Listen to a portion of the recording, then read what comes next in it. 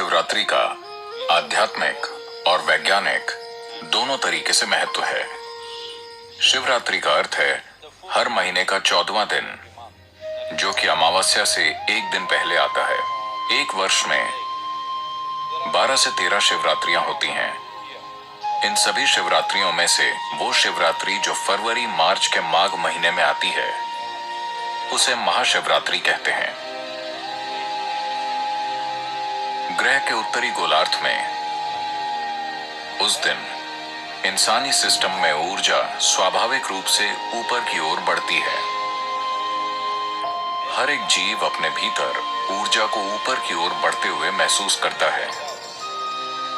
इस ऊपर उठती हुई ऊर्जा का केवल वो ही प्राणी सही से उपयोग कर सकते हैं जिनकी रीढ़ की हड्डी सीधी है। मानव होने का हमारा सौभाग्य है कि केवल हम ही एक ऐसी प्रजाति हैं जिसकी रीढ़ विकसित होकर सीधी हो गई है।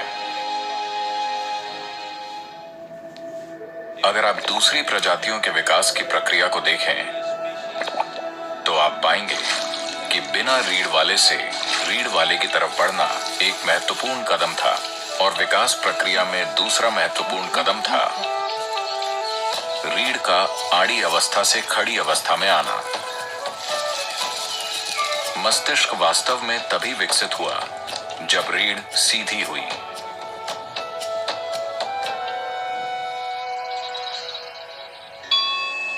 जैसे कि महाशिवरात्रि की रात में ऊर्जा स्वाभाविक रूप से ऊपर की ओर बढ़ती है, रात भर रीढ़ को सीधी रखने से जबरदस्त लाभ होता है।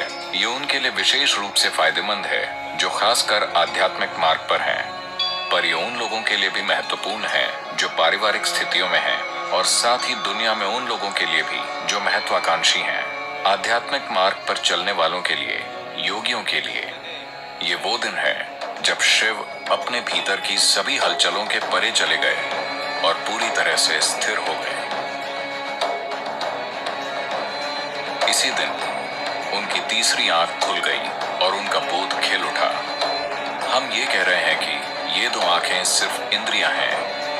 ये आपको आपके आसपास के भौतिक पक्षों को ही दिखा सकती हैं, लेकिन अगर आप इन भौतिक पक्षों का आधार देखना चाहते हैं, अगर आप उन सूक्ष्म आयामों को देखना चाहते हैं जो प्रकृति की भौतिकता से परे है, अगर आप उसे जानना चाहते हैं, तो आपको बोध के एक अलग आयाम की जरूरत है।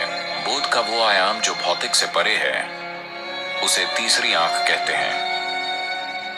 तो ये वो दिन है जो आपके तीसरी आंख खोलने या आपके भीतर बोध के गहरे आयाम को उजागर करने की यात्रा को सहज बनाता है।